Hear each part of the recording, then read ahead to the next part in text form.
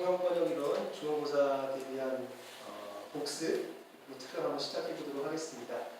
처음 1주차, 2주차부터 한번 좀 보도록 할 텐데 보시다시피 1주차 같은 경우에는 여러분들 제일 처음 기본적인 개념, 용어들부터 시작을 했었죠. 그래서 출발어, 도착어라는 표현도 나왔었고 출발어 같은 경우는 SA 뭐의 약자였죠? 기억나시는 분 계시나요?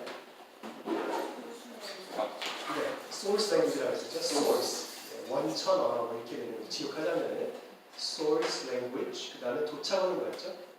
target language. 그래서 이 통번역 이쪽 업계에서는 통번역 학에서는 이제 이거 ST 요걸 활용해가지고 많이 써요. 그래서 출발어 문화권이라고 그러면은 source culture, SC라고 그러고 도착어 문화권은 이제 target culture 이런 식으로 많이 씁니다. 그리고 원문 같은 거 얘기를 할 때는 source text, ST라고 그러고 그 다음에 도착어 텍스트, 번역을 하는 결과물이 있죠. 통역을 하는 결과물 같은 경우에는 target text, TT, STTT 이런 식으로 씁니다. TT 이렇게 우는 표시 아니에요. 그래서 그런 것들 혹시라도 통번역 관련된 여러분들 논문이라든지 아니면 기사라든지 혹은 시험 문제에서 보시면 이제 그거 약자라는 거 그냥 알고 보시면 되겠습니다.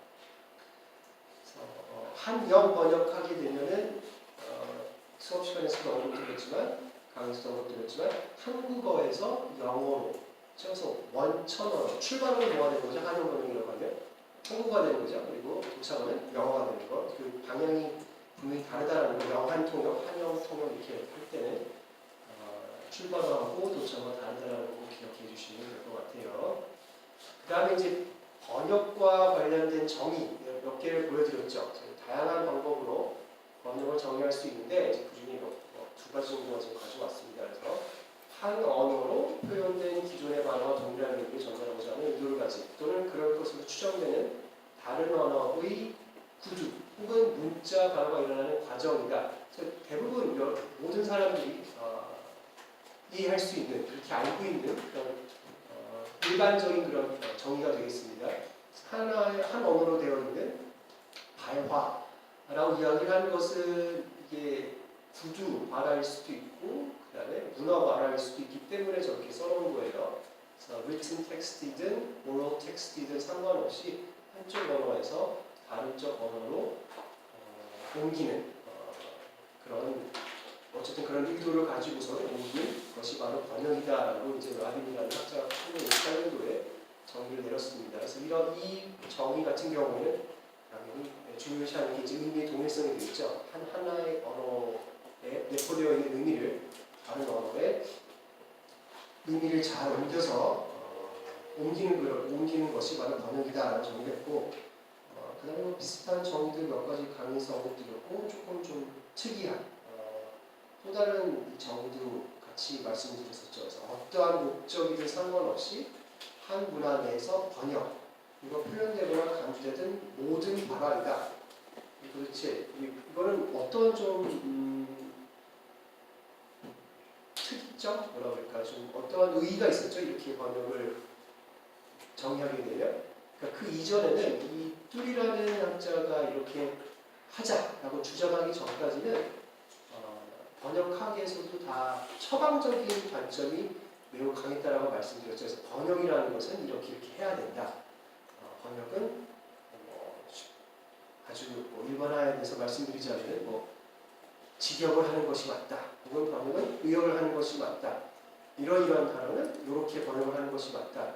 이런 언어상에서는 이런 식으로 번역을 하는 게 올바른 방법이야. 라면서 계속해서 처방하는 듯한 그런 식의 관점이 이제 번역학에서 가장 일반화된 관점이었어요. 다시 말해서 의사가 처방을 내리듯이 번역도 이렇게 하는 게 맞아라고 계속 어떤 옳은 방법에 대해서 추구하고 그것에 대해서 연구하는 게 이제 대세였는데 좀 바뀌었죠. 이제 뚜리가 1995년도에 그렇게 하지 말고 그냥 한 언어권 혹은 다양한 언어권에서 번역이라고 주장을 하는 모든 번역 결과물이 그냥 번역이라고 우리도 치자라고 얘기를 한 거예요. 그래서 전혀 훨씬 더 좀 이렇게 번역을 보는 눈을 넓힌 거죠.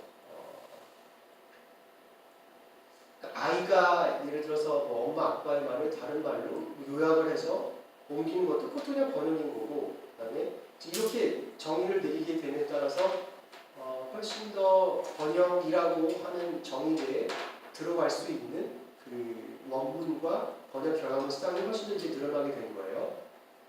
그래서 이렇게 번역을 바라보는 관점은 어떤 관점이라고 말씀드렸죠? 처방론적이 아니라 기술론적. 거기서 기술론적이라는 건 이제 테크니컬하다라는 게 아니라 뭔가를 이렇게 그대로 보고서는 쓴다라는 얘기죠. 기술, descriptive, describe, 표현한다라는 얘기예요. 그래서 이런 정의는 기술론적인 정의다. 기술론적으로 이제 번역을 바라봐야 된다라고 이들이라는 학자 주장한 거라고 말씀을 드렸습니다. descriptive translation studies로 이제 바뀌는 그런 과정이라고 말씀을 드렸어요. 좀 여담으로 그러니까 기술론적인 접근은 어떻게 해라라고 주장하는 게 아니라 번역하기 위해서 이렇게 했네라고 그냥 표현을 하는 거예요. 근데 우리나라는 지금 한국이니까 한국을 예로 말씀드리면 어쨌든 간에 뭐 영어로 되어 있던 작품을 한국어로 그동안 어떻게 번역했는지 이제 쭉 기술하면 되는 거거든요. 이 사람은 뭐 이런 상황에서 이렇게 기술했는데 쭉 기술하다 보면 또 norm, 규칙이 생겨요. 보통 사람들이 번역학자들이 번역하는 사람들이 보니까 이런 상황에서는 이런 식으로 한다더라라는 나름대로의 규칙을 찾아낼 수가 있어요. 그래서 그 한문에서도 기술론만 혹은 처방론만 당연히 강조할 수 없는 게 기술론으로 계속 해가지고 표현을 하고 디스크라이브를 하다 보면은 일정한 규칙이 생기기 때문에 또 처방을 낼 수가 있어요. 보통 보니까 이렇게 많이들 하더라. 그러니까 이렇게 하는 게 이런 상황에서는 뭐 많은 사람들의 이해를 이끌어내지 않을까라고 또한 처방을 낼 수가 있는 거예요. 계속 수련하게 됩니다. 훨씬 더 번역하기 좀 풍부하게 된 계기가 이제 이런 접근이었어요. 기술을 한번 해보자. 처방을 낼 것이 아니라. 그다음 이제 번역과 통역의 뭐 차이점 이런 것들도 간단하게 말씀을 드렸는데 어떻게 이제 번역하고 통역을 굳이 구분을 할 거면 어떤 식으로 구분을 할 거냐? 일반적으로 다양하게 정의를 할 수가 있어요. 그러니까 보통 사람이라면 좀 많이 웃기지만 일반적으로 우리가 통역이라고 그러면은 구어 만화를 옮기는 걸 이제 통역이라고 생각을 하고 그다음에 written text 쓰여져 있는 텍스트를 다른 언어로 바꾸는 걸 이제 번역이라고 생각을 하잖아요. 근데 이제 그렇게 그러한 정의도 당연히 존재를 하는데 제가 설명을 드렸던 구분 방법 가운데 하나가 즉시성으로 구분을 할 수도 있다라고 말씀드렸죠. 그러니까 즉시 옮기는 것은 통역이고 그 즉시성에 있어서 좀 그 수준이 떨어지는 것은 번역이에요. 떨어진다는 게 나쁘다는 게 아니에요. 그러니까 시간차를 두고 옮기는 것은 번역이다. 이렇게 구분을 했을 경우에는 어떠한 장점이라는 장점, 어떠한 차이점이 있다고 말씀드렸죠. 구어, 문어가 아니라 즉시성 가지고 구분했을 경우에 좀 어떻게 보면 좀 유리한 점이죠. 뭐를 통역내로 포섭을 할 수 있다? 뭐를 통역내로 끌어들일 수 있다고 말씀드렸죠. 쉽게 말하면 수화 통역. 그러니까 수화 통역은 어쨌든 간에 이렇게 손이나 몸짓으로 하는 것이기 때문에 말로 하는 게 아니잖아요. 그래서 만약에 구어로 하는 것은 통역이고 그렇지 않고 쓰여진 텍스트를 옮기는 것은 번역이다 그러면 수화 통역이라고 진정으로 볼 수가 없잖아요. 그렇죠? 그건 말로 하는 게 아니기 때문에 손동작으로 하는 것이기 때문에 그래서 이렇게 즉시성을 구분하게 되면은 수화 통역도 역시 통역이라는 범주에 아주 간단하게 포섭을 할 수 있기 때문에 그런 어떻게 보면 장점이 좀 있습니다.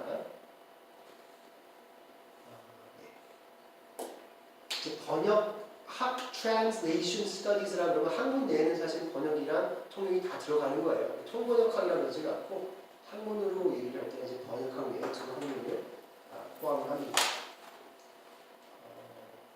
그다음 이제 직역과 의역 관련된 이제 논쟁 설명드리면서 뒷부분 얘기가 나왔는데 여러분들은 어떻게 더 맞다고 생각하세요? 직역하는 게 옳다, 의역하는 게 옳다.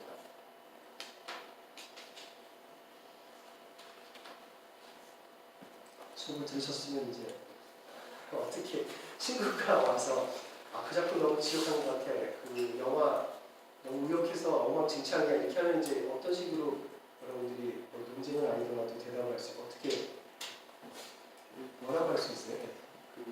그 언어의 상호와 문화를 그대로 옮긴다는 건 사실은 맞지 않으니까 너무 차선책으로 의역을 하되 질러치게 그렇게 하는데 의역을 하되 직역하는 게 좋다니까 다 의역을 장점을 다 지역의 내용이 조금 들어가도록 일단 주관점을 의역으로 하면서 하는 게 좋지 않을까.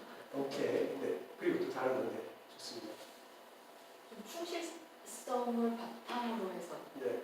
가독성을 네. 이렇게 그 직역하고 의역이 어떤 둘 다 장점이 있기 때문에 그렇게 해서 계속 이제 논쟁이 이루어져 온 건데 이제 계속해서 지금 5주차까지 했었죠. 그래서 뒤에 나가면서도 어떤 상황에서는 어떤 식으로 해야 된다라는 힌트를 드리는 다양한 좀 이론들을 제가 이제 제시해 드릴 거예요. 근데 이 논쟁이 계속 이어져 오는 거는 정답이 없기 때문이겠죠. 그렇죠? 그리고 직역 의역을 논하기 전에 살펴봐야 될 게 뭐라고 했는지 혹시 기억나세요? 기표하고 기의라는 정의가 있었죠. 번역 가능성은 뭐 이거는 간단히 중간에 들어갔던 거고 일단 번역 가능성부터 보면은 그러니까 학자들마다 이제 주장하는 게 절대적인 번역 가능성 신봉하는 사람들이 있고 절대적으로 번역은 불가능하다라고 주장하는 사람들이 있고 언제나 그렇듯이 논쟁이 있으면 중간 입장을 취하는 사람들이 있죠. 상대적으로 번역이 가능하다라고 주장하는 사람들이 있습니다. 절대적으로 번역이 불가능하다고 하는 사람들은 서로 다른 두 언어의 문화권 사람들은 아예 그 언어하고 사고 체계가 다르다라고 주장하는 사람들이에요. 그렇기 때문에 한쪽 언어에서 가지고 있는 사고 체계를 다른 쪽 언어로 완벽하게 옮기는 것은 불가능하다라고 얘기를 하는 겁니다.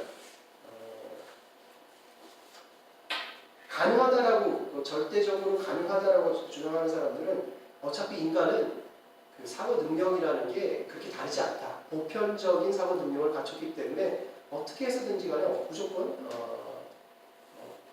한쪽 사람이 생각하고 있는 거를 다른 문화권이라고 해가지고 이해 못하는 것은 아니다. 설명을 하면 된다라고 이제 주장하는 사람들이고 상대적 번역 가능성을 주장하는 사람들 당연히 그 중간에 있는 사람들이 되겠죠. 그래서 개별 언어가 가지고 있는 독특한 특징은 당연히 인정을 합니다. 그럼에도 불구하고 아까 말했던 아까 직역 의역도 얘기가 나왔지만 해당 원천 문화에서 쓰여져 있는 그 텍스트의 의도를 잘 파악을 한다면 그 의도에 맞춰서 어느 정도 그 의도를 도착어 문화권 내 사람들이 이해할 수 있도록 번역은 가능하다라고 이제 주장하는 사람들이에요. 어떨까요? 여러분들 어떻게 생각하세요? 이게 예전에는 이게 절대적 번역 뭐 불가능성 이 얘기도 많이 했는데 사실 언어권이 완전히 다른 사람들끼리 교류가 별로 없었잖아요. 그렇죠? 근데 요새는 상당히 교류가 많아졌죠. 그래서 특정 개념이나 문화 요소에 대해서 이해를 못하면 여러분 당장 어떻게 하세요? 뭐가 이해가 안 된다고 그러면 요새는 검색하죠. 예전에 어떻게 해야 됐을까요? 인터넷이 없던 시절에는 도서관 가서 뒤지던가 상당히 그 정보를 알아내는 게 요즘만큼 쉽지가 않았어요. 그래서 요새 정보의 접근성이 워낙 좋아졌기 때문에 적어도 상대적 번역 가능성 이상이 조금 더 힘을 받지 않을까라는 생각이 들어요. 그러니까 이질적인 문화 요소들 때문에 힘들었던 게 지금도 힘든 게 마찬가지긴 하지만 대충 어떤 건지 이제 감을 느낄 수 있게끔 텍스트뿐만 아니라 이제는 뭐 다양한 동영상 매체들도 있죠. 유튜브를 비롯해서 얘기를 들어보니까 이제 초등학생들, 중학생들은 어떤 정보를 검색을 하거나 그럴 때 여러분들이 흔히 하신 뭐 구글이라든지 네이버 이런 검색을 하지 않고 다 유튜브에서 찾는데요. 동영상을 가지고 한다고 그러더라고요. 그래서 다르죠. 또 텍스트, 그냥 쓰여져 있는 텍스트하고 또 보는 텍스트는 다르니까 그런 방법으로 인해서 이렇게 문화적인 길감을 어느 정도 낮출 수 있기 때문에 글쎄요. 절대적인 번역 불가능성을 주장하는 사람들의 입지가 아무래도 조금 더 좁아지지 않을까 생각이 듭니다. 하지만 그럼에도 불구하고 특정 텍스트에 따라서 얼마든지 훨씬 더 힘들어지는 텍스트 장르는 얼마든지 있어요. 시를 어떻게 번역을 할까요? 의미는 충분히 전달할 수 있어요. 근데 그 우리나라 시가 가지고 있는 그 운율적인 맛을 그대로다 문체 같은 것을 그대로 옮기면서까지 그 의미를 고스란히 전달하는 것은 상당히 힘들어지죠. 그래서 그런 여러 가지 요소들도 있다라는 거. 뭐 의도, 의미를 전달하는 데 있어서는 확실히 요새 그 정보 접근성으로 인해서 쉬워지는 것은 사실인 것 같습니다. 예, 어쨌든 직역하고 의역을 논하기 위해서 이제 기표, 기의라는 언어학에서 나오는 뭐 개념을 설명드렸는데 사실 그렇게 힘든 개념이 아니죠. 기표라는 것은 언어적 표상, 정의만 보고 좀 힘든데 사실 이게 어떤 의미인지를 다시 보고 나면은 힘들지 않죠. 그래서 기의라는 것은 기표의 지시 대상, 기표와 같은 모든 기억. 그래서 이게 도대체 무엇이냐 하면 그 다음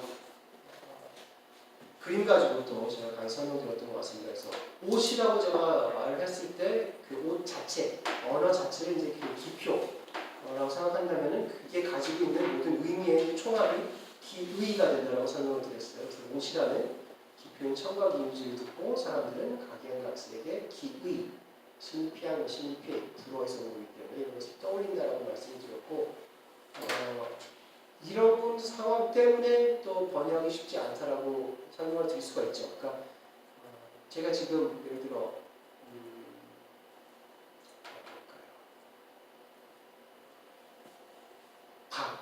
밥이라고 할까요? 밥이라고 했을 때 여러분들이 떠올리는 이미지는 사실 한국 사람이라 그러면 혹은 쌀이라고 했을 때 떠올리는 이미지는 한국 사람들은 비슷비슷할 거예요. 근데 여러분들과 제가 쌀이라고 동등하게 얘기를 했을 때 쌀이라고 해도 밥도 분명히 떠오를 거거든요. 한국 사람들은. 쌀이라고 했을 때 미국 사람들 혹은 뭐 쌀을 주식으로 하지 않는 사람들한테 그런 얘기를 했을 때 떠올리는 기의는 다를 거예요. 여기는 이렇게 모락모락 김이 피어오르고 혹은 밥솥에서 나오는 소리 밥이 다 잘 되고 있다라는 밥솥 소리라는 이런 걸 떠올릴 텐데 당연히 밥을 주식으로 하지 않는 사람들은 그런 기의를 떠올리지 않겠죠. 그러니까 너무나 쉽게 우리가 옮기는 거야. 나 오늘 밥 먹었어. 이렇게 할 때 한국 문화를 잘 모르는 사람들은 I ate rice라고 그냥 옮길 수도 있고 그냥 그걸 좋은 번역을 생각할 수도 있어요. 근데 사실 우리가 밥을 먹었다고 그랬을 때 rice만을 먹은 건가요? 식사를 했다는 얘기잖아요. 너 밥 먹었어? 이렇게 하면 did you eat rice가 사실 완전히 틀린 번역일 수도 있어요. 맞는 번역일 수도 있는 경우도 있지만 그러니까 저녁에 만나서 혹은 아침에 만나서 이른 시간에 만나서 밥은 먹고 왔냐 그러면은 did you eat rice가 아니라 did you have breakfast가 되겠죠. 기표 기의에 따라서 얼마든지 상황이 달라질 수 있다는 거. 사과 같은 걸로 제가 설명드렸던 것 같은데 강의에서는 사과라고 했을 때도 떠올리는 기의가 다릅니다. 문화권마다 먹는 사과가 다 다르잖아요. 혹은 과일, 혹은 뭐 후식 이렇게 다양한 얘기를 했을 때 후식과 사과를 얘기하는 이유는 자주 이 예를 제가 이용하는 것 같은데 애플파이가 우리나라 사람들은 후식으로 잘 떠오르진 않을 것 같아요. 요즘 좀 예전보다는 훨씬 더 많이 떠오르긴 하겠지만 근데 미국에서는 그게 훨씬 더 자주 떠오르겠죠. 사과라고 했을 때 애플파이를 연결되는 정도가 우리나라 사람들보다는 서양권 사람들이 훨씬 더 높을 수밖에 없기 때문에 같은 분명히 언어를 생각했을 때 기표는 같은데 그러니까 사과하고 애플 같은 경우에는 이제 기표는 같죠. 근데 그게 사람들이 떠올리는 기의는 원어권마다 다 달라서 우리가 사과를 애플이라고 직언했다라고 생각하지만 그게 사실은 딸려오는 기의가 다 다르기 때문에 직역이 아닐 수도 있다는 겁니다.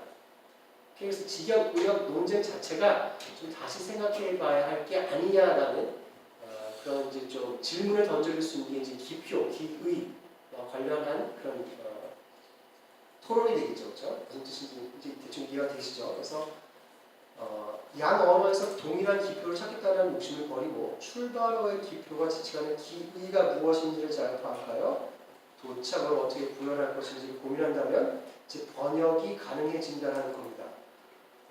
그러니까 직역, 의역, 그러니까 두 문화권의 기표와 기의가 정말로 잘 일치하는 비슷한 문화권이 있다 그러면은 그거는 뭐 어느 정도 직역이 가능하겠지만 완전히 다르다. 지금 말씀드린 것처럼 어떤 특정 기표를 가지고 있는 단어를 말씀드렸을 때 떠올리는 기가 완전히 다르다면 그거는 이제 직역을 하면 엉망진창이 되겠죠. 딸려오는 기가 다 다르기 때문에.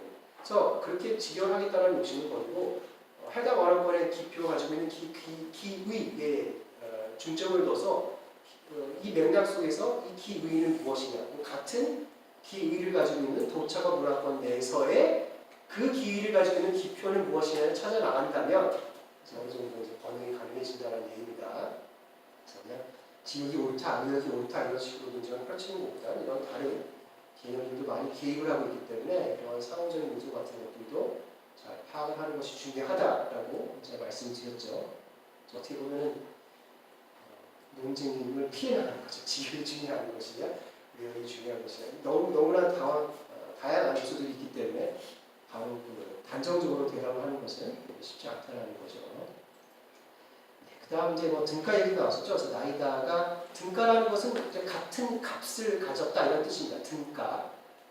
그래서 번역이라는 것은 일반적으로 이제 등가를 이루기 위해서 노력을 하는 것이다 라고 이제 주장하는 사람들이 있는데 그렇게 하는 것은 너무 단순한 너무 그리고 일반화된 정의이기 때문에 요 나이다가 등가에 대해서도 이제 두 가지로 좀 구분을 했어요. 그래서 형태적 등가가 우리가 대부분 알고 있는 그런 등가입니다. 그래서 형태와 의미를 원문의 형태와 의미에 맞게끔 잘 번역해야 된다. 그것이 이제 형태적인 등가 혹은 formal equivalence를 수행하는 것이다 라고 이 사람은 얘기를 했고 그거는 우리가 다 아는 등가고 이제 조금 특이한 등가의 어떤 개념을 들고 나왔죠.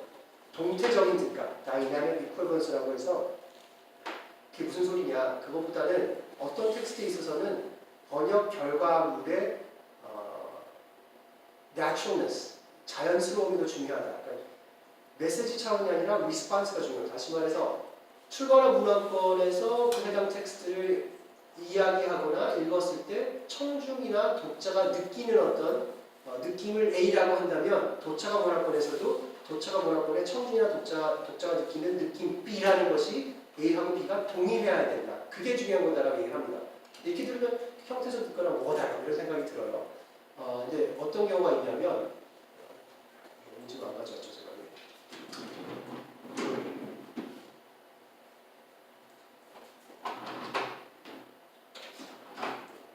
그 농담 같은 것들을 옮길 때 그러니까 그대로 형태적 등가를 맞춰서 옮겼다고 생각을 하는데 리스폰스가 전혀 그러니까 분명히 나는 잘 번역을 했거나 통역을 했는데 도착하고 문화권 사람들은 안 웃는 경우가 너무 많이 발생을 합니다.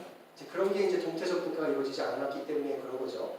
어떤 게 있을까? 그러니까 단어 가지고 장난을 치는 경우 그런 게 많이 발생을 해요. 여러분들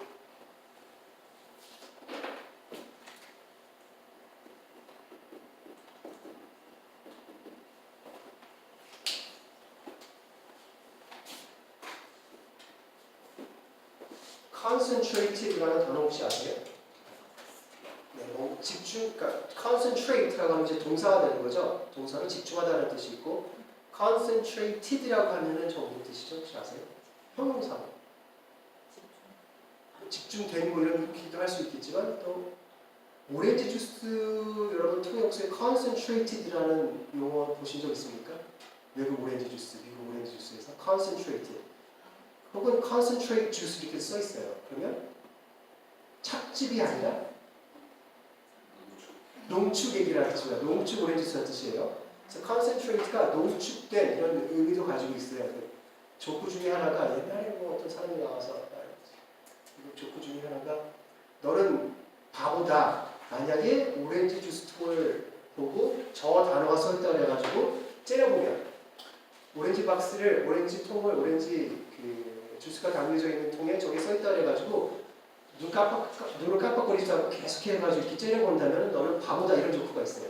컨센트레이트가 집중하라는 뜻이잖아요. 그러니까 농축이라는 뜻을 모르고 집중하라는 뜻으로만 알고 계속 해가지고 독박스를 쳐다보면은 바보라는 거죠. 이거 한국말로 어떻게 옮길 거예요? 그러니까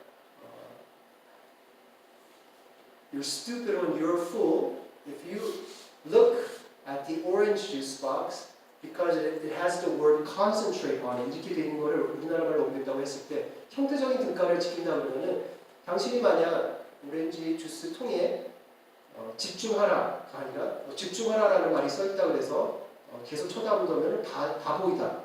무서워요 우리나라 사람들이. 뭔 소리야 이거지, 그치? 혹은 저거의 의미를 살려가지고 여러분이 만약 오렌지 주스 통에 농축액이라고 써 있다고 해서 계속해서 쳐다본다면 당신은 바보다. 이것도 안 되잖아요. 안 웃기죠? 왜 웃긴 거예요, 영어에서는? 저게 두 가지 의미를 다 가지고 있는 단어이기 때문에 기발한데 이걸 느꼈기 때문에 사람들이 웃는 거죠, 미국 사람들은.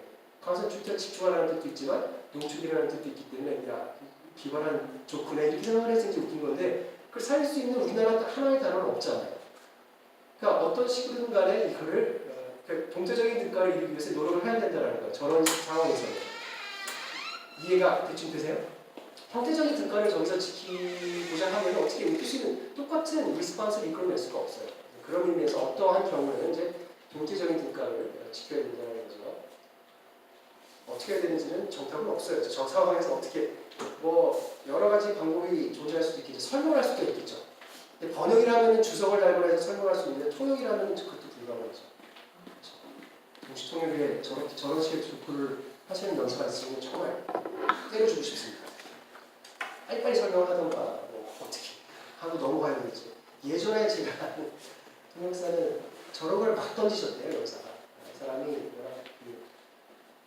조건을 좋아해서 그다음에 되게 유머가 있는 사람이어가지고 유머러스하다 그러면 일단 당황스러워요. 어쨌든 그런 사람이 연사였는데 계속해서 저런 걸 하니까 나중에 하다 안 돼가지고 지금 재밌는 이야기를 하고 계십니다. 그걸 했다라는 잊지 못할 해프닝이 있었다고 합니다. 저도 한번 당황했던 적은 한국 분이셨는데 이렇게 막 얘기를 하다가 청중이 졸고 그러니까 알아들 수 없는 그 사투리로 노래를 부르기 시작하시더라고요.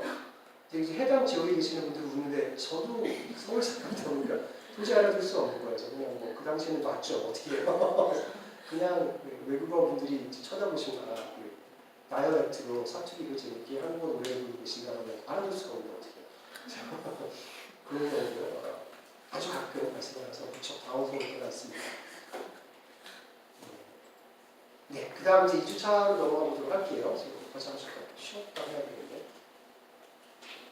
쉴 시간이 없겠고 빨리 살려나가도록 하겠습니다. 그 단어 등가를 저희가 단어 차원에서 보고 그다음에 단어 상위 차원 그리고 텍스트 차원 이런 식으로 구분해서 좀 간단하게 살펴봤었죠. 강의하면서 단어 차원의 등가를 이루면 좋은데 그게 힘든 다양한 이제 이유에 대해서 설명을 드렸어요. 그래서 특정 문화에만 존재하는 개념은 있지만 지쳐가는 단어가 없어서 힘든 경우, 상위어가 존재하지 않거나 하위어가 존재하지 않는 경우, 차영어의 번역, 영어의 connoisseur 같은 거 번역할 때, 그러니까 특정 문화에만 존재하는 개념, 뭐 제사라든지 이제 이런 것들을 옮기는 게 쉽지 않다. 그래서 한영사전 보면은 옮겨는 놨는데 최선을 다했는데 그게 같은 이미지가 당연히 떠오르지가 않겠죠. 그래서 약간 현충일이 떠오르는 이런 식으로 번역을 한 것도 있어요. Memorial Service라든지 이런 식으로도 번역이 되어 있는데 Memorial Service라면은 아까도 기표들이 얘기했지만 전혀 다르게 떠올라요. 군인들이 이렇게 뭐 총을 들고 현충일에 하는 그런 행사가 떠오르기도 하고 그 제사를 모르는 사람들 같은 경우는 Ancestral Rites 이렇게 번역을 하기도 하는데 어쨌든 그 문화가 없기 때문에 떠오르지도 않습니다. Ancestral Rights를 어떻게 하는 건가라고 그냥 이게 뭐지? 라고 이렇게 생각할 경우가 많아요. 그런 것 때문에 이제 쉽지가 않다는 거. 주석을 달면 되겠죠. 혹은 아까도 말씀드렸다시피 요새는 유튜브 보면은 저런 식으로 하네라고 바로 동영상 같은 걸 보고 이해할 수가 있기 때문에 어쨌든 의미를 옮기는 데 있어서는 어떤 방식으로든 가능한데 형태에 있어서 차이가 좀 많이 나겠죠. 제사, 두릉절인데 영어는 그렇게 할 수가 없으니까 개념은 있지만 지정하는 단어가 없음.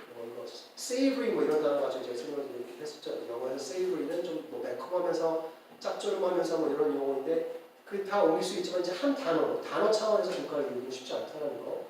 한 같은 거 있죠 우리나라 한 옮기려면 이제 이렇게 보통 일이 아니죠. 뭔가 이렇게 꽉 억눌린 느낌인데 그렇기 때문에 또 우리 민족끼리는 뭔가 이 끈끈한 연대감이 형성이 되는 하여튼 쉽지가 않은 그런 개념들이 많이 있습니다. 상위와 하위가 존재하는 건데 떡 가지고 강의에서 언급을 드렸죠. 그래서 떡을 어떻게 해서든지 옮길 수는 있어요. 이제 다른 아니겠지만 먹어본 사람들이 이제 많으니까 다른 문화권 내에서 그래서 그냥 떡이라고 하는 경우도 있고 라이스 케이크라고 하면 대충 비슷한 이미지를 이제 드셔보시는 분들은 떠오르게 되는데 더 하위어로 가면 골치 아프다는 거죠. 떡을 라이스 케이크로 갈 수는 있는데 가래떡, 송편 이렇게 가게 되면 인절미 가게 되면 이제 그 해당 하위어가 존재하지 않기 때문에 쉽지 않다는 거예요. 그래서 우리나라 말에서는 하위어지만 영어로 갈 때는 상위어로 가는 경우 혹은 이제 그 방향이 바뀌었을 때 그 반대 경우도 얼마든지 존재할 수 있다는 거. 크리스픈 애플 혹시 기억나세요? 미국에서 먹는 초록색 사과 그거를 우리나라 말로 강의에서 2주차에서는 제가 보여드렸죠. 그냥 사과로 번역하는 경우도 얼마든지 있죠. 그러니까 그렇게 해야지 맞는 경우도 있고 문학 작품인데 해당 언어권 내에서 그게 특별하지 않는 크리스피 나고 소 우리나라에서 뭐 가래떡을 먹었다고 특별한 어떤 뭐 추석이나 이럴 때 송편을 먹었다고 특별하지 않잖아요, 그렇죠? 그런 거를 영어로 옮겼을 때 송편을 설명하기 위해서 독자가 너무나 많은 노력을 기울여야 된다면 그 문제가 될 수 있으니까 그럴 때 그냥 상형으로 가는 게 맞는 경우가 있다는 겁니다. 그게 아니라 뭐 눈물이다 그러면 어떻게 해서든지 설명해 나가야 되겠죠. 그다음에 이제 차용어의 번역, 커너술 같은 거, 영어에서 커너술이라고 그러면 의미가 뭐죠? 원래 영어가 아니었죠. 이제 프랑스어에서 영어도 차용한 거기 때문에 미국 사람들한테도 이제 커너술이라고 그러면 약간 외래적인 그런 맛이 있어요. 이 단어 자체가 전문가라고는 하지만 뭔가 뭐 좀 아는데 뭐 이런 약간 좀 해외 문화권에서 온 그런 단어이기 때문에 좀 이색적인 맛이 있습니다. 근데 우리나라에서 전문가 그러면 여러분들 전문가 자체라는 단어가 이색적인 맛이 있어요? 전혀 없죠. 어떤 특정 영역의 전문가라고 그냥 그런가 보다. 오히려 더 맛이 없는 단어가 되고 있죠. 이렇게 전문가라고 하면서 분명히 의미는 맞게 번역하는 것이지만 주는 느낌은 전혀 다르다. 커너술이요. 그러니까 엑스퍼트하고 커너술 자체가 좀 느낌이 다르기 때문에 커너술에 해당하는 우리나라의 어떤 정확한 번역을 그 느낌 같은 것을 살리는 그게 쉽지가 않는 경우도 있다. 문화권이 다르기 때문에 혹은 차용어의 어떤 차이 때문에 그러고 있다고 설명드렸어요. 단어 상위 차원에서 몇 가지도 살펴봤는데 이제 커뮤니케이션 얼마나 다른 단어와 어울리느냐가 이제 커뮤니케이션이 좋다 나쁘다 이런 것을 판단하는 문제가 되는데 pay or visit 같은 경우는 아주 커뮤니케이션이 좋아요. pay하고 visit은 같이 잘 어울리는 그런 단어 쌍입니다. 그래서 어딘가를 방문한다 그러면 그냥 visit라고 할 수 있지만 I'm going to pay or visit 이렇게 얘기해도 전혀 이상하지 않고 당연히 사람들이 많이 사용하는 커뮤니케이션이 아주 흔한 좋은 쌍인데 make a visit도 돼요. 그렇게도 많이 쓰는데 이제 perform a visit 같은 경우는 좀 어색하죠. 잘 쓰지는 않는 이 얘기를 하면 알아는 듣겠지만 이렇게 쓰지는 않아요. 그러니까 마찬가지로 방문을 수행하겠다 이러면 좀 이상하잖아요. 방문을 하겠다 이러지 사람들이 일반적인 경우 친구한테 오늘 너네 집으로 나는 방문을 수행하겠어. 그러면 뭐야 좀 이상하다 느낌이 이렇게 생각이 들겠죠. 영어도 좀 마찬가지예요. 그래서 이 커뮤니케이션의 문제도 잘 고려해야 된다. 그러니까 일부러 워러밍에도 불구하고 일부러 커뮤니케이션이 조금 떨어지는 것을 활용을 해서 재미있게 쓰는 경우도 있었죠. 어떤 예를 들면 혹시 기억나세요? 전쟁과 평화 관련해서 했었죠. 2주차에. peace가 break out 한다는 어떤 그 뉴스 기사를 제가 예를 들었었죠. So will peace eventually break out이었나요? 뭐 하여튼 peace하고 break out을 하나의 그 문장에다 넣어버렸어요. 그 기자가. 그래서 break out은 주로 어떤 단어랑 어울리죠? peace가 아니라 반대말. war. 전쟁이 발발한다 그랬을 때 war broke out 많이 하는데 그 기자는 peace가 break out 한다라고 얘기를 했습니다. 그 이유가 이제 그 해당 지역이 평화가 잘 이루어지지 않는 지역이기 때문에 드디어 평화가 발발하는 것입니까? 라는 식으로 특이하게 영어 표현을 썼어요. 그런 걸 그냥 평화가 도래하는 것일까 이렇게 하면 당연히 원문하고 우리나라 텍스트가 주는 느낌이 좀 확연히 다르다는 거죠. 커뮤니케이션이 떨어지는 좀 특이한 경우를 썼기 때문에 그런 것들을 좀 감안해야 된다는 겁니다. 평화가 발발했다면 이상하잖아요. 그런 식의 어떤 원문에서 느낌이 있다는 거. 그 다음 이제 문법 차원에서 다양한 문제들에 대해서도 언급했죠. 공손성의 문제. 우리나라 같은 경우에는 이제 경어치가 있어가지고 공손성이 상당히 발달한 언어인데 영어는 방법은 있습니다. 그러니까 Hey, what's up? 이렇게 얘기하는 거하고 Good morning, ladies and gentlemen. 이렇게 얘기하는 건 차원이 다르죠. 어쨌든 간에 살릴 수 있는 방법이 있고 뭐 Could you please, would you please, may I please 이렇게 친절하게 말하는 방법은 있죠. 어쨌든 우리나라 언어하고는 수준이 다르죠. 우리나라가 표현할 수 있는 밥, 식사, 진지 이렇게 올라가는 거하고는 차원이 다르기 때문에 그런 것들 때문에도 좀 쉽지가 않은 경우가 있다. need 같은 거 번역할 때 좀 힘들어하는 경우가 많아요. 그 인물들 간의 관계를 설정할 때 분명히 교수와 제자 사이인데 우리나라는 그러면 경어체를 사용하면은 이게 되게 깍듯하게 보이게 되는데 실제로 그들 관계는 친구처럼 지내는 경우도 많거든요.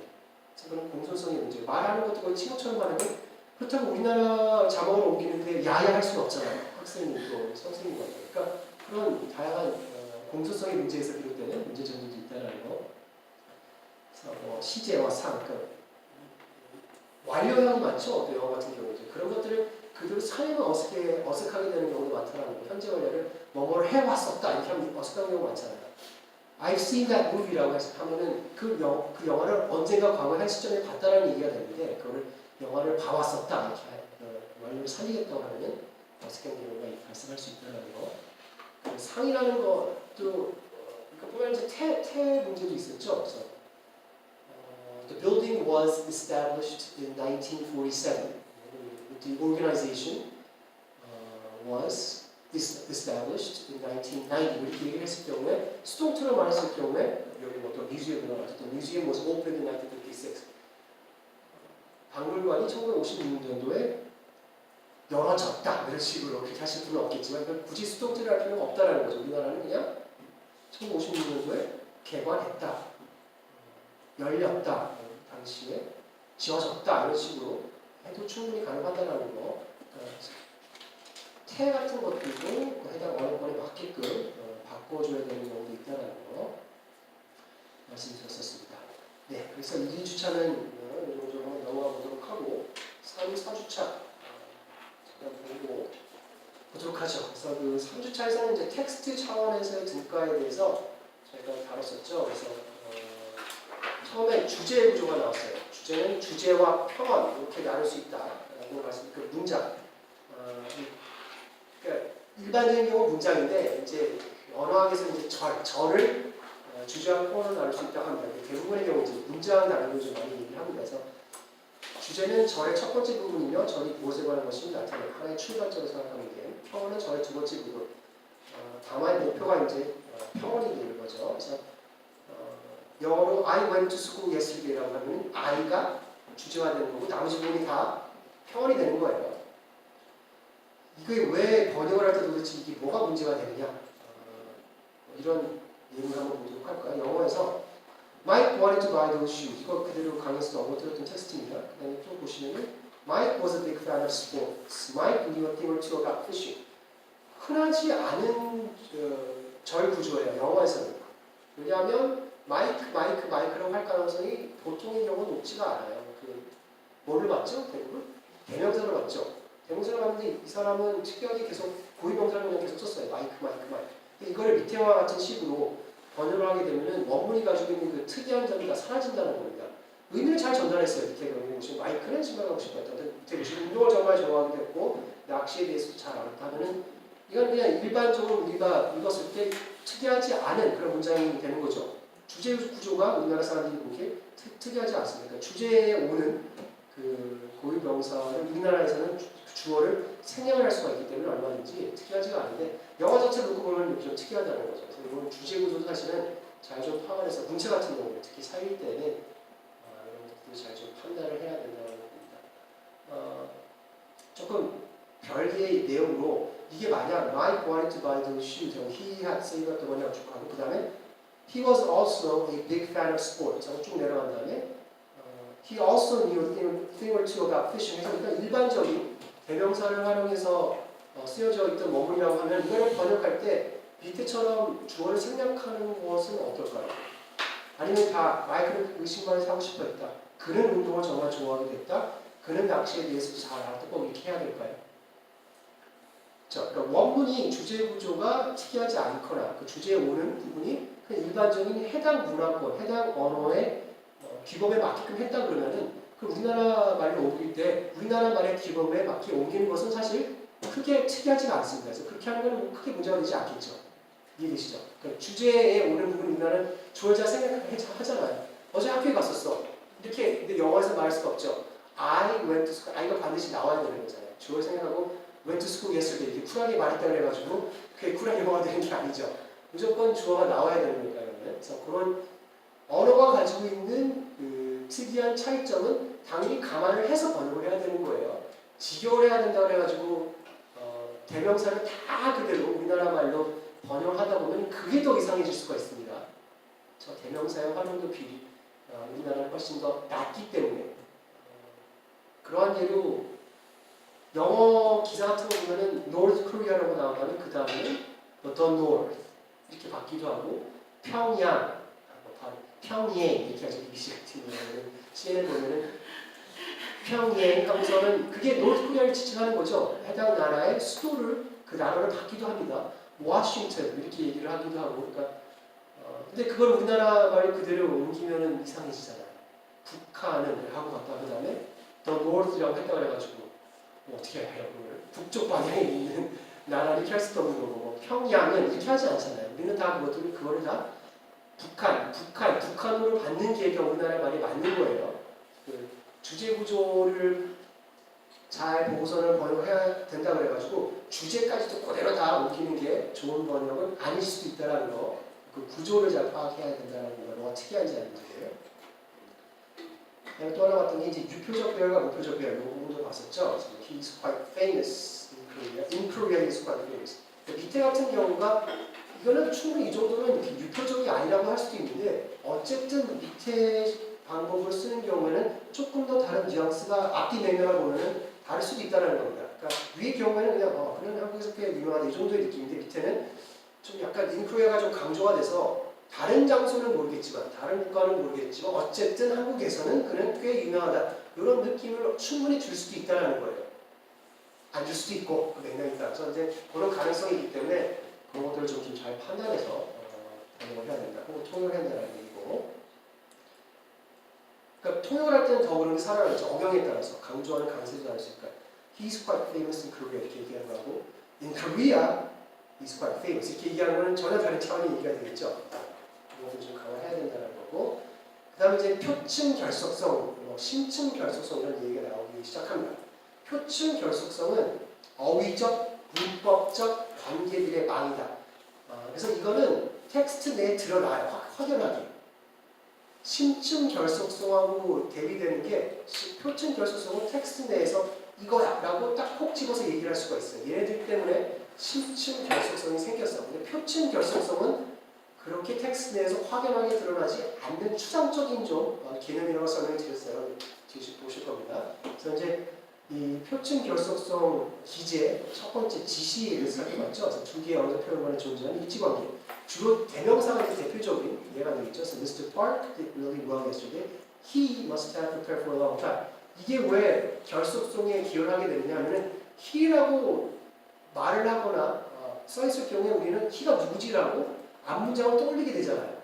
그래서 이렇게 대명사를 쓰는 것만으로도 앞문장과의 연결고리를 좀 확연하게 결속성 있게 만들어준다는 얘기입니다. 그래서 이게 표층 결속성의 기제가 될 수도 있다는 겁니다. 지시가.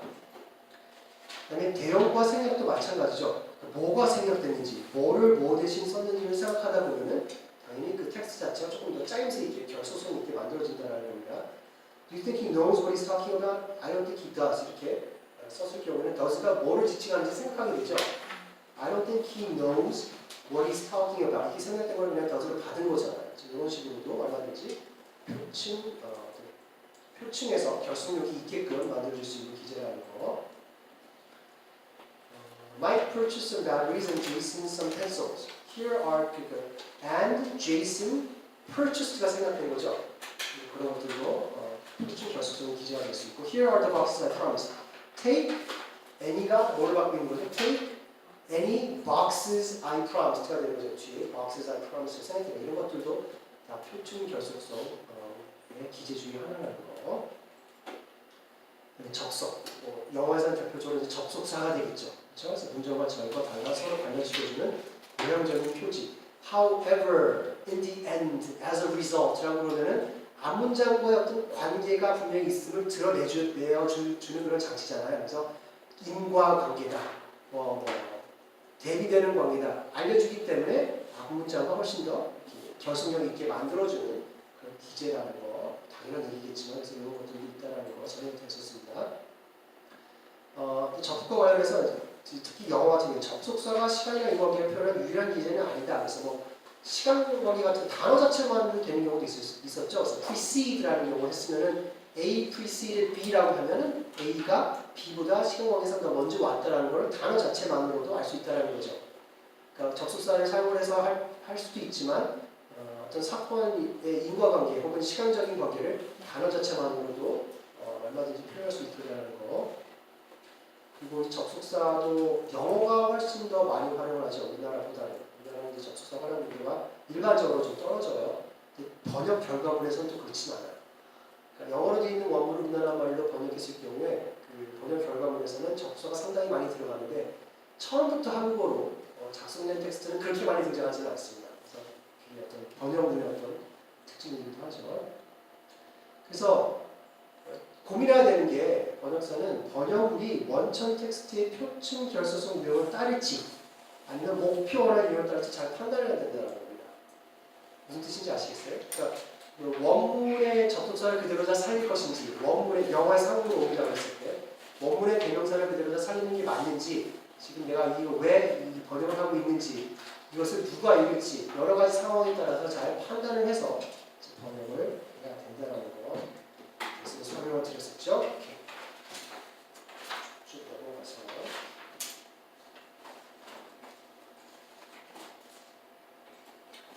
어휘적 기제 같은 경우에 이제 반복과 연어가 있는데 연어에 대해서 아까 말씀드렸고 요 아까 말씀드렸던 그 연어하고 조금 다른 차원의 연어가 되는 거죠. 그래서 뭐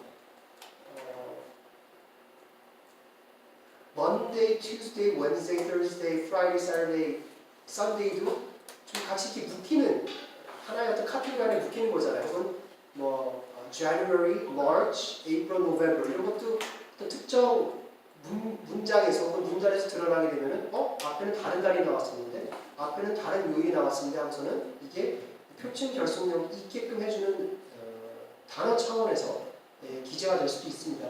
반복도 마찬가지입니다. the boy가 될 수도 있지만 the boy가 유사한 거 영어에서는 the lad라는 표현도 쓰죠. L-A-D 이런 식으로도 갈 수가 있고 the child라고 했다던가 이건 또 밑에서는 the idiot 걔가 좀 뭐 바보였나 보죠. 이런 식으로 계속 받아나가는 것도 이것도 반복의 한 종류가 되는 거예요. reiteration 종류가 돼서 그렇기 때문에 동일한 단어를 필요는 없는데 이런 반복을 통해서 충분히 결속력 있게끔 만들어줄 수 있다.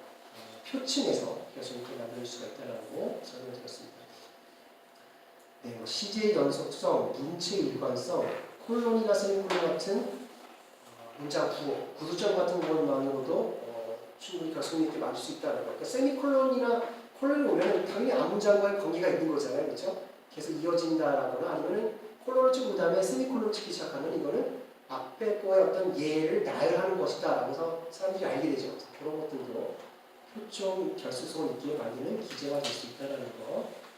자, 늘 말씀드리지만 번역사 고민해야 되는 게 원천 텍스트에 맞게끔, 원천 분야에 맞게끔 해야 되는 게 맞을지, 도처가 문화권에 맞게끔 하는 게 맞는지 그거를 잘 생각하는 게 또 하나의 어떤 고민거리가 된다는 거. 네, 원천 텍스트 기제를 목표 텍스트 그대로 옮기는 것이 아니라 목표 텍스트의 언어의 기본에 맞게 옮겨야 함. 이게 일반적으로 이제 저렇게 해야 된다는 거죠. 그래서 그대로 옮겼을 경우에 상당히 어색한 번역 결과물이 될 수도 있다는 것을 다시 한번 설명을 드리고 넘어가도록 하겠습니다. 네, 4주차 심층 결속성에 대해서 설명을 드렸었는데 심층 결속성은 표준 결속성과는 다르게 이게 텍스트 기저에 있는 관념적 관계들의 망이기 때문에 사용자, 이 중에 사용자, 청중이든 독자든 사용자가 의미적으로 이해를 했을 경우에 뭔가 의미를 만들어냈을 때에만 이게 심층 결속성이 있다라고 얘기를 하는 거예요. 알아듣지를 못하면 심층 결속성이 없는 겁니다. 이게 뒤에 그 함축이랑 연결이 되죠. 뒤에 보시면 설명드리겠지만 그래서 표준 결속성 기제가 얼마든지 있어도 독자가 알아듣지를 못했으면 그건 심층 결속성은 없는 텍스트가 되는 겁니다. 그러니까 표준 결속성은 어떤 동일한 텍스트를 두고 이게 표준 결속성이 있느냐, 표준 결속성 기제가 있느냐라고 보면은 정답은 있어요. 있다, 없다라고 분명히 말할 수가 있는데 심층 결속성이 그렇다면 있느냐라고 얘기했을 경우는 그 경우에 따라서 다르다라는 겁니다. 어떤 사람들한테는 있는 거고 어떤 사람들한테는 없는 경우도 있어요. 아주 구체적으로 잘 쓰여진 텍스트는 누구에게나 심층 결속성이 있겠죠. 근데 그게 아니라 아주 애매하게 표현한 제가 강의에서 어떤 걸 예를 들었었죠? 혹시 세차 관련된 걸 얘기해 드리지 않았나요? 저도 그렇게 깊은 생각이 있는 줄 몰랐어요. 세차. 그래서 동호회 같은 데 들어가 보면은 대단합니다. 뭐 비딩이 있었다라는 좀 비딩이 너무 뛰어나요. 제가 어제 오래간만에 뭐 어떤 제품을 썼더니 비딩이 너무 잘생겨서 몇 주 동안은 세차장을 방문하지 않아도 될 것 같아요. 이렇게 얘기를 하는데 누구한테는 그게 이해가 되는 거지만 그 비딩이라는 걸 이해를 못한다 그러면 그 계속 그 뒤에 어떤 뭐 대명사로 받는다 한들 이해가 되겠어요. 근데 그것 때문에 이렇게 받았다고 한들 표준 결수성 기재는 있지만 이해를 못한다면은 실증 결수성은 없는 겁니다. 비딩이 뭐였죠? 표면에 물방울을 맺혀서 이해하시는 분들이 계시는구나. 이거를 그렇구나. 의창에 비 오는 날 의창에 물이 맞습니다. 의창 클럽에 네. 그래서 그 구슬 같은 거 있죠? 비즈 공예. 네네네 맞습니다. 그래서 비즈 지금 누가 말씀하셨나요? 예. 비즈 공예도 있죠. 그래서 그게 물방울처럼 동글동글하게 맺힌다 그래가지고 비딩이 생긴다라는 식으로 표현하시더라고요. 그쪽 계시는 분들은 비딩. 근데 그냥 하면 안 되고 보통 여러 가지 뭐 화학 제품이 있더라고요. 그래서 그거를 왁스 같은 거 대표적인 게 되겠죠. 왁스를 칠하면은 자동차에 여러분들이 이제 이걸 아셨으니까 나중에 비 오는 날 자동차들을 보시면 어떤 차 관리 잘한 차 아니다라고 판단하는 뭐 하나의 근거가 될 수 있는데 물방울이 동글동글 맺힌 차는 왁스칠을 잘 해준 차예요. 그래서 그런 차는 이렇게 오염물이 잘 안 묻는다고 해요. 근데 그게 아니라 이렇게 물이 쫙 퍼지거나 그랬을 경우에는 그거는 이제 왁스를 잘 안 한 차라고 얘기를 합니다. 그래서 그렇다고 하더라고요. 어쨌든 왁스를 예전에 열심히 했었는데 힘들어서 못하겠어요. 맡기고 말지. 이걸 가져와서 텍스트를 접하는 사람의 지식과 경험이 텍스트가 제시한 지식과 상호 정의에서 나온 결과 신중은 이해되시죠? 본인의 지식과 경험이 그 텍스트에 나와 있는 의미를 도출해내서 뭔가 이해를 할 수 있다면 그 표치 결속성이 생긴 건데 지식과 경험이 다르기 때문에 또 다른 사람한테는 그게 실증 결속성이 결여돼 없는 텍스트가 얼마든지 될 수 있다는 거죠. 당연한 얘기지만 연령, 성별, 인종, 국적, 교육 정도, 직업, 종교 등 우수한 요소에 따라서 누구에게는 이해되지만 누구에게는 실증 결속력이 없는 그런 텍스트가 될 수 있다는 거 알아주시면 될 것 같습니다. 이런 얘기도 했었던 얘기도 가지고 왔던 거죠. 그래서 2년 동안 매일같이 두 곡 이상을 연습했습니다. 노트가 안 되는 날에는 기호를 다시 점검해서 예언은 없는 건 아니고 고민하고 이거 통역 모르시는 분들한테 얘기하면 어느 소리 이해가 당연히 안 될 거예요. 어느 정도 통역을 해보신 분들은 관련 내용에 대해서 익숙하신 분들은 그대로 다 알아듣죠. 혹시 이해되세요? 노트는 뭐의 약자죠? 노트는 노트 테이킹을 얘기하는 거죠. 통역 아직 노트 테이킹까지 오주시안 들어갔었지. 찍어놓은 게 많아가지고 정신을 놓치지 기억도 안 나요. 근데 통역 관련된 얘기하면서 나오는데 노트 테이킹이 아니고 노트 받아 적는 걸 얘기해요. 연세가 숫자 통역할 때가 받아 적는 건데 꼭지라는 것은 끊어가는 게 한 꼭지예요. 내가 통역 연습할 때는 어쨌든 읽다가 끊어야 되잖아요. 그게 이제 한 꼭지가 되는 겁니다. 그러니까 1분 분량의 텍스트가 한 꼭지가 될 수도 있고 그러니까 한 번에 읽는 거를 한 꼭지라고 얘기를 합니다. 3분이 될 수도 있고 한 꼭지가 그러니까 연습하는 상대방에 따라서 여러 가지 전형에 따라 달라질 수 있는데 그래서 이 사람은 지금 2년 동안 매일같이 통역을 두 꼭지 이상 연습했다는 얘기를 하는 거예요. 그래서 근데 노트가 안 되는 날, 노트가 안 되는 날이면은 노트할 때 영어로도 적고 한국어로 적지만 기호를 만들어서 적기도 합니다. 그래서 그 기호를 다시 노트가 잘 안 되니까 내가 왜 잘 안 되지? 먼저 기호를 다시 적어봤던 얘기입니다. A어로는 배웠었죠? A어로 표현을 시작을 했었죠 제가. 그래서 모국어가 없는 걸 아니까 공유도 하고요. 통번역 대학원생의 일상입니다. 승축 결선과 해석의 과정, 함축. 이건 좀 재미있는 부분인데 함축은 글자 그대로 지시하는 것이 아니고 화자가 의미 암시하는 것. 그래서 여기 함축은 언어학 개념이 implicat이라고 해서 일반적으로 회화에서 등장하지 않는 우리가 말하는 무엇을 imply했다라는 그 생활 회화에서 여러분들이 쓰는 그 단어가 아니라 여기서 말하는 함축은 언어학 개념의 implicat이라고 해서 대화 속에서 왜 이렇게 결속력 있게 이해하려고 하는 것일까에 대한 이제 설명이 되는 거죠. 함축이라는 것이. 근데 이거를 설명하기 전에 제가 그라이스 협조의 원리에 대해서 설명을 드렸었죠. 그래서 사람들이 어떤 대화를 함에 있어서 왜 그 사람이 하는 말이 내가 하는 말에 대한 어떤 대답일까? 왜 이게 내 말에 내 말에 대한 결속력 있는 대답일까라고 이해를 하려고 하냐 하면 일반적으로 이 그라이스 협조의 원리를 따르고 있을 것이라고 생각하기 때문에 그렇다는 겁니다. 이 규칙에 맞춰서 일반적으로 사람들이 이야기를 할 것이다라고 예상을 하기 때문에 모든 어떤 대화는 말이 될 것이다라고 생각을 한다는 거죠. 그래서 어떤 원리를 일반적으로 따르냐 하면 양의 경륜, 질의 경륜, 발생 경륜, 태도의 경륜으로 이제 정의를 살펴봤었죠. 그래서 양의 경륜은 대화 현재 목적에 필요한 만큼만 정보를 제공하는 게 이제 일반적이다라는 거예요. 그래서 너 몇 살이니? 이랬을 경우에는 나 12살이야. 나 20 몇 살 이렇게 대답을 하지. 근데 그게 이제 양의 경륜을 지킨다는 거죠. 근데 내가 만약에 누구한테 너 몇 살이야? 그랬을 경우에 누나가 19살이니까 나는 2살이 적으니까 그러니까 몇 년도에 태어난 거지? 나는 17살이 되겠네. 이렇게 얘기하면 이제 양의 경륜을 위배하게 된다는 겁니다. 그리고 질의 경륜도 일반적으로 이제 지킬 것이라고 얘기를 하고 예상을 한다는 거죠. 진실한 정보만을 제공하라. 적절한 증거를 낼 수 없는 것은 전달하지 않는다. 그래서 몸무게가 지금 어떻게 돼? 그랬을 경우에 대답을 바람 불고 날아갈 걸 이렇게 얘기했을 경우에는 이제 이 질의 경륜을 위반한 경우가 된다는 말씀을 드렸어요. 증거를 낼 수가 없죠. 날아갈 수 있어요. 특히 몸은 충분히 증거를 댈 수는 없으니까요. 자, 관련성의 경우는 현재 대화와 관련성 있게 말을 한다라고 생각을 한다는 거예요. 이거를 뭐 깨는 경우는 얼마든지 있을 수가 있겠죠. 그래서 뭐 예를 들어 또 좋거든요. 예를 들어 다른 걸 가져왔네. 어제 너 여기 왔었어? 어제 초솔 집에 갔었어? 그러면은 나 오늘 미국에서 왔다? 이렇게 했을 경우에 앞뒤가 안 맞는 거잖아요. 혹은 오늘 뭐 어떤 영화 볼래? 그러면 나 어제 월급 탔다? 이러면 이것도 일반적으로 이제 관련성이 없는 거죠. 그렇게 좀 동문서답하는 경우가 이제 관련성의 경우를 지키지 않았다라고 얘기를 할 수가 있겠습니다. 그런데 이제 태도의 경우까지 하나 볼까요? 태도의 경우 같은 경우는 모호한 표현, 중의적인 표현을 표현하는 거죠. 그래서 뭐 저녁 뭐 먹을래? 그랬을 경우에 내가 알아서 먹을게 이렇게 얘기를 하면 도대체 뭘 먹겠다는 얘기입니까? 그러니까 모호해지는 거죠. 그렇게 했을 경우에는 이 태도의 경우를 이제 위배했다라고 얘기를 하는 겁니다.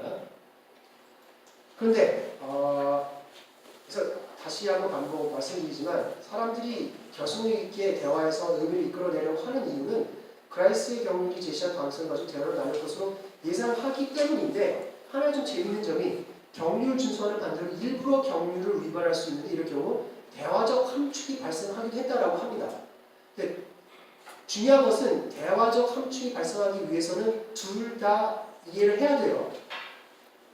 그러니까 보자. 0에는 0만이라고 이렇게 쏘는 지 얼마나 되는 거야? 그럼 이제 B가 전화기를 붙들고 살던데 이러면은 이건 어쨌든 그라이스의 경륜을 위배한 거죠. 표면상으로 봤을 때는. 쏘는 지 얼마나 된 거야 하면은 뭐 양의 경륜, 질의 경륜을 지키기 위해서는 이제 18개월 됐어. 이제 석 달 됐어. 이렇게 대답해야 되는데 그걸 깨고 전화기를 붙들고 살던데 이러면은 어떻게 보면 관련성의 경륜에서 깬 건데 근데 알아듣죠. 사람들이. 이끌어내기 위해서 이게 도대체 무슨 말이지? 분명히 관련성 있게 얘기를 한 걸 텐데라고 예상하기 때문에 깼음에도 불구하고 표면적으로는 관련성이 있게끔 사람들이 의미를 도출해내고자 노력을 한다는 겁니다. 그런 게 그랬을 경우에는 대화적 함축이 발생했다라고 이제 얘기를 하는 거예요. 또 기초로 이런 경우에 이제 발생을 하는 거죠. 솔로는 이제 얼마나 된 거야? 결과적으로 솔로가 지금 아니라는 거죠. 전화기를 붙들고 살려는 새로운 연인이 생겼다고 합니다. 경우 많죠. 주말에 결혼하신 분들은 일상 적겠지만 남편이 될 수도 있고 아내가 될 수도 있지만 누구라고 지칭하는 분은 혼나기 때문에 제가 집에서 한쪽 상대가 쉬고 있는데 쉬면서 오늘 날씨 되게 좋네 그랬을 경우에 의미하는 바가 있는 거죠. 날씨가 좋다라는 차원이 아니죠. 의미하고 있는 바가 뭐죠? 오늘 날씨 정말 좋네 그러면 표면적으로는 날씨가 좋다라고 얘기하는 거지만 나가자는 의미가 얼마든지 될 수 있는 거잖아요. 그렇죠? 혹은 아주 좀 성격이 나쁜 선생님이라든가 들어와가지고 여기 이게 왜 이렇게 더워? 이러면 그냥 덥다라는 얘기예요. 조치를 취하라는 얘기죠. 문을 연다든가 창문을 열다든가 그 대화 속에서 표면적으로는 완전히 관련성이 깨진 것처럼 보일 수 있지만 여러 가지 경우에 깨진 건 보일 수 있지만 의미를 도출해내고자 노력을 한다 보면은 분명히 아주 재미있는 재치 있게 대답한 거라는 것을 알 수가 있는데 이제 그럴 경우에 대화적인 함축이 발생했다라고 얘기를 할 수도 있다는 겁니다. 네.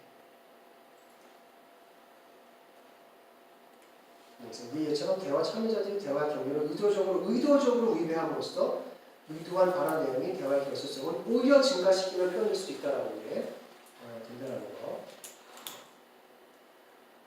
이러한 의미는 맥락, 상황, 배경 지식, 상대방에 대한 지식 등 의미 모자이로 청자와 독자가 판단하는 것, 그 대화를 발화하다 보는 게 어쨌든 간에 텍스트로 제시가 되기 때문에 그것을 독자가 딱 보고서는 이해를 해야 되는 거예요. 그래야지 함축이 있는 거지. 그렇지 않으면 함축이 없는 거죠.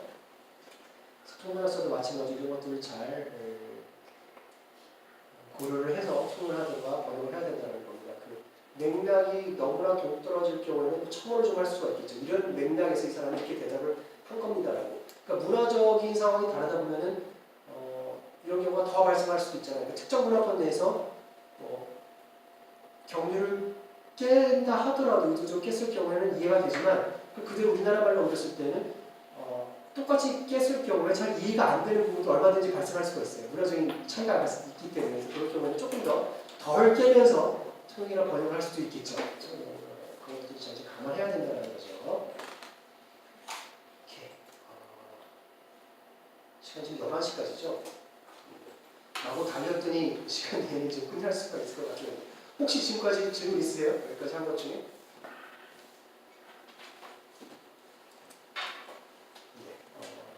오신 분들 명단을 받아야 되긴 해야겠죠.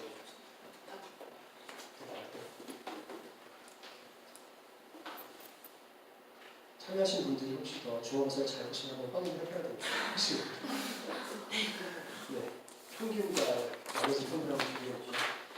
그다음에 5주차, 6주차에서는 이제 통영 모드, 5주차에서는 이제 통영 모드에 대해서 다뤘었죠. 그래서 최근 들었던 강의니까 아마 좀 생생하실 것 같아요. 그래서 동시통역, 숫자통이 나왔는데 대부분이 알고 있는 이제 통역 모드가 동시통역 모드죠. 그래서 청주 뒤에서 부스 같은 게 설치되어 있어서 헤드폰을 끼고 이어폰을 끼고서는 마이크를 통해서 통역하는 게 이제 동시통역이고 일반적으로 이제 둘이 쌍이 돼서 들어가죠.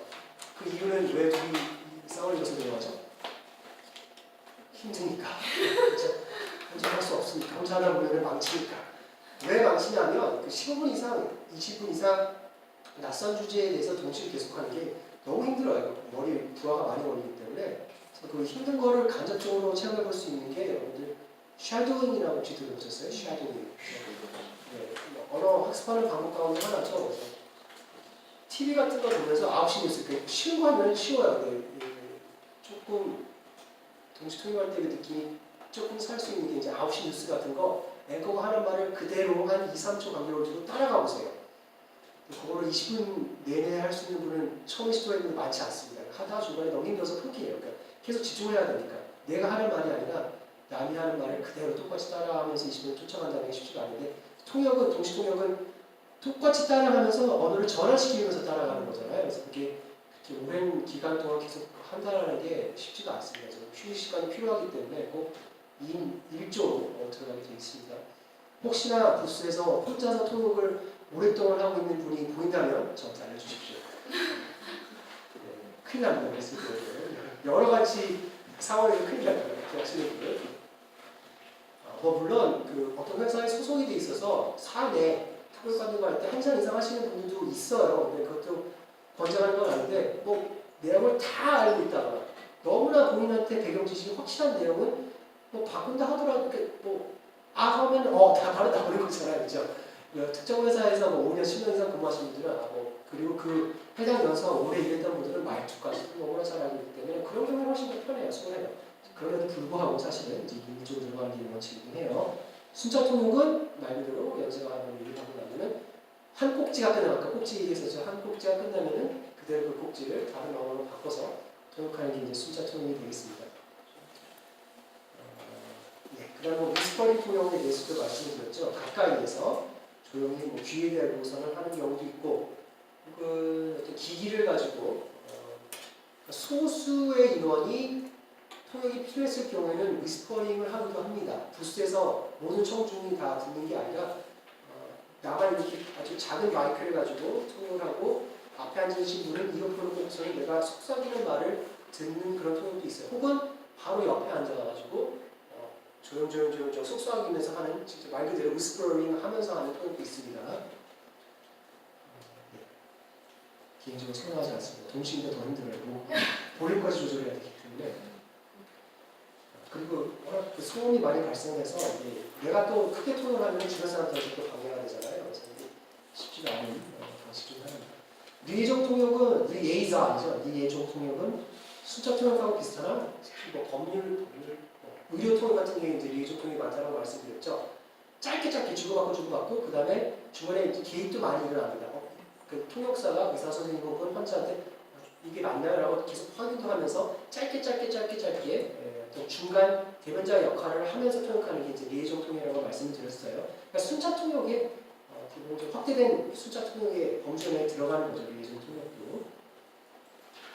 릴레이 통역, 여러 언어를 통역해야 되는 경우 예를 들면 게 제일 이해가 빠르니까 한 명의 통역사가 출발을 해서 영어로 통역을 하면 그 영어를 듣고서는 다른 언어로 자자자자자 통역이 이루어지는 게 이제 릴레이 통역이겠습니다. 이런 경우에는 연사가 소수 언어를 구사할 경우에 많이 일어납니다. 뭐 아프리카에서 오신 분일 경우에 아프리카 언어하고 한국어를 아는 통역사는 많지 않거든요. 근데 어쨌든 영어를 구사하는 통역사가 너무나 많기 때문에 해당 아프리카어를 하면서 영어로 통역을 할 수 있는 통역사는 분명히 있을 거예요. 그래서 그 통역사가 메인 부스에 들어가서 그 말을 영어로 옮기면 그 영어를 듣고서는 이제 영불, 영아 이제 그럴 경우에 이거를 릴레이 통역이라고 한다고 말씀드렸어요. 예상하시겠지만 가장 의미 전달력이 떨어질 수도 있습니다. 한번 한 거로 또 옮기는 것이기 때문에 그래서 그 pivot 랭귀지라고 말씀드렸죠. pivot이 뭐죠? P-I-V-O-T. pivot 언어가 그러니까 소수 언어에서 영어로 한 다음에 영어에서 다른 언어로 뻗어나갈 경우에는 pivot 랭귀지가 영어가 되는 거예요.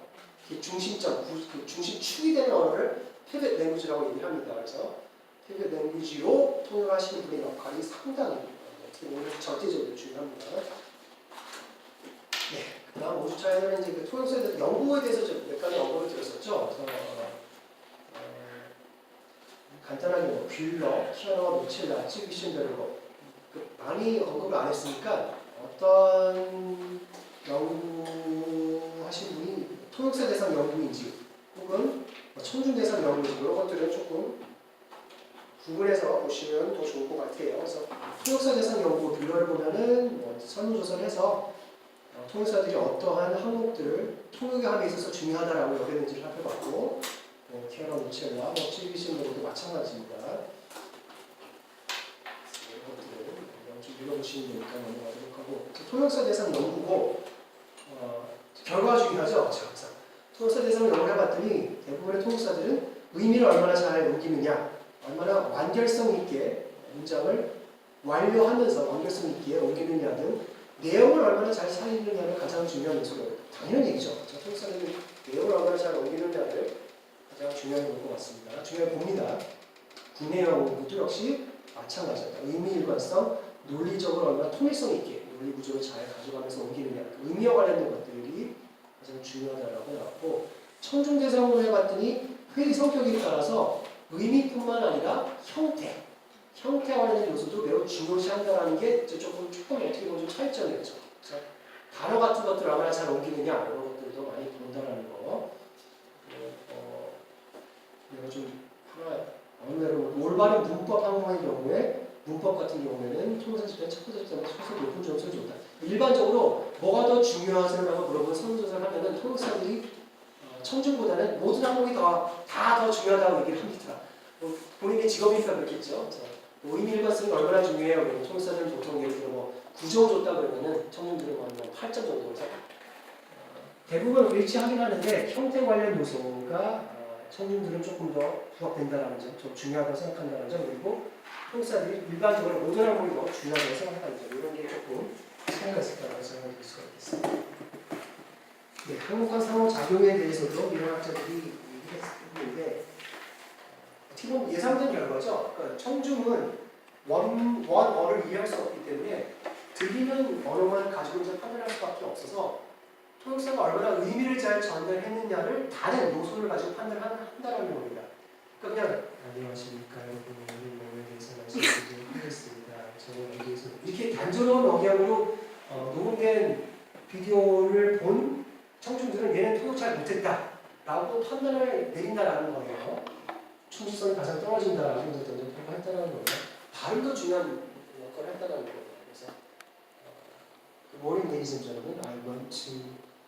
I came to your school yesterday and I thought it was really, really beautiful. 이렇게 얘기하는 거하고 I came to Korea last night. 이렇게 발음을 완전히 그 해당 문화권에 맞게끔 발음을 해서 들려주면은 이 통역사는 좀 의미를 잘 전달하지 못했네라고 설문조사 결과가 나오기도 한다라는 거예요. 그러니까 발음도 어느 정도 영향을 미친다는 거예요. 듣기 불편한 목소리, 저도 지금 약간 비염 때문에 목소리가 좀 울리고 있는데 청중이 듣기에 불편한 목소리, 지나치게 얇은 목소리, 지나치게 울리는 이 배 속에서 우렁차게 나오는 목소리, 두성을 살린다거나 하고 복식호흡으로 너무 살린 그러니까 뭐 그런 거죠. 오페라 가수들이 오페라를 부르는 게 너무나 멋있긴 한데 가끔 특히 너무 두성을 많이 쓰시면 안 된다라는 식으로도 얘기를 하는데 어쨌든 그 소리와 관련해서도 여러 가지로 불만이 좀 발생할 수도 있다는 거예요.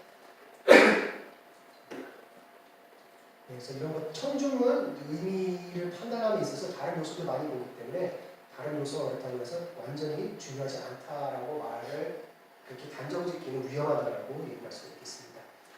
네, 그다음에 역사에 대해서 나왔었죠. 세계 1차 대전 이후, 2차 세계대전 이후 이거는 그런 좀 큰 맥락에서 여러분들이 좀 정리를 하시거나 정리를 잘 해놓으시면은 크게 문제가 될 수 없을 것 같습니다. 문제될 거 없을 것 같아요.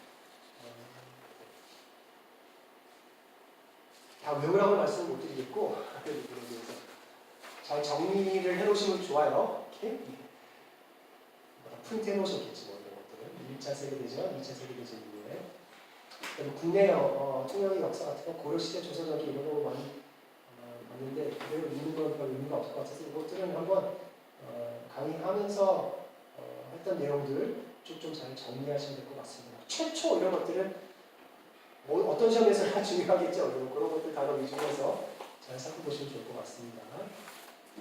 조선 정치 4대 불임 정치에 의해서 명과의 공력은 대국의 경쟁 정치 질서 안에서 편입된 조공을 마치고 교리는 일본 및 다른 민족과 인사는 같은 민족의 외교를 펼치면서 통일했다고 했는데 일본 및 다른 민족과는 실제로는 사실 대등한 눈높이에 있는 게 아니라 좀 당시 조선에서 좀 무시했었죠. 오락해라는 해가지고. 그래서 사실은 평등하지는 않는 눈높이를 갖다라는 거.